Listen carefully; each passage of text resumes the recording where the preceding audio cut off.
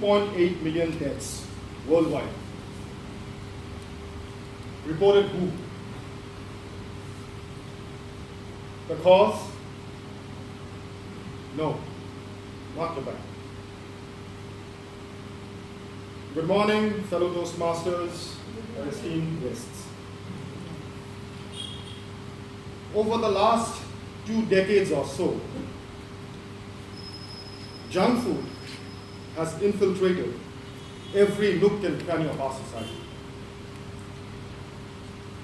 Junk food is a pejorative term for those foods which have absolutely no nutritional value, as they contain huge amounts of fat, salt, and sugar, which can be highly addictive because upon consumption they release high amounts of serotonin, ghrelin, and other feel-good hormones in our brain, which make us euphoric. They are easy to buy, carry, and consume. I like to call it portable food. For example, pizza,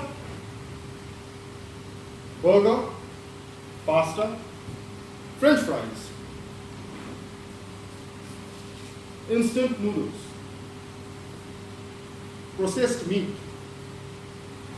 The list goes on.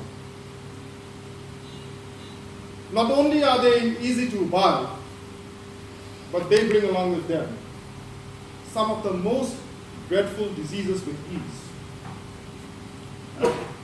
Extensive research conducted across the globe has shown that it is the #1 cause for mental retardedness, depression, type 2 diabetes, and of course, obesity. More and more people across the globe are falling prey to this seemingly innocuous hazard. In fact, recent research has revealed that junk food is mostly carcinogenic, and hence one of the causes of cancer too. I'd like to recount a small incident that happened to one of my relatives. One of my uncles came to visit us during the holidays, and he narrated an ordeal that he faced with his teenage son. His son, probably 19, complained of chest pain, stomach cramps, and dizziness. And as a result of which he had to be hospitalized for a week. The doctors put him on drips, and tests revealed that he had damaged his intestines by a constant overdose of processed food, junk food. The poor guy is still on medication for diverticulosis and is also under some sort of self-enforced rehabilitation. Now, this isn't an isolated case and can happen to anyone. From a practical standpoint, I do understand the fact that with the present pace of urbanization that we see around us, it will be very difficult to keep away from junk food all the time, every time. So if someone wants to have gastronomic delights like aloo tikki chaat or ice cream noodles, sometimes I guess that is okay. But the problem arises when temptation becomes an obsession. And therefore, the real question is, how do we combat this hazardous obsession for junk food, which has the surefire capacity to ruin our lives and the lives of our near and dear ones? Allow me to share with you 4 simple tips that can reduce the risk to a great extent. First, by being deliberately determined to get our palate used to healthy and natural food.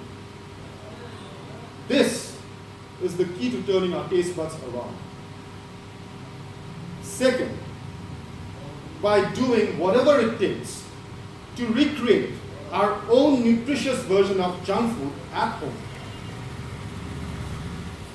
In this manner, we know we can be sure about the fact that our food will be automatically low calorie and minus the preservatives.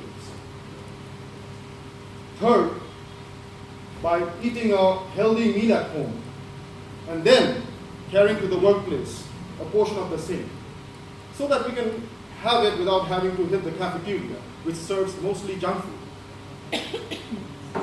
And fourth, the last one, when friends and relatives bring junk food home, enjoy it with them, and then dump the remainder after they leave. These tips that I mentioned are by no means exhaustive, and I'm sure we can easily come up with our own unique ideas if we try. Therefore, it must be borne in mind that we cannot afford to disregard the detrimental effects of junk food over our physical and mental well-being. Before I wrap up, I'd like to emphasize that it is high time we make a solemn commitment to ourselves as far as our dietary lifestyle is concerned, to develop an acquired taste for traditional and wholesome fare. After all, we spend nearly 50% of our monthly household budget on what we eat. Over to you, Toastmasters.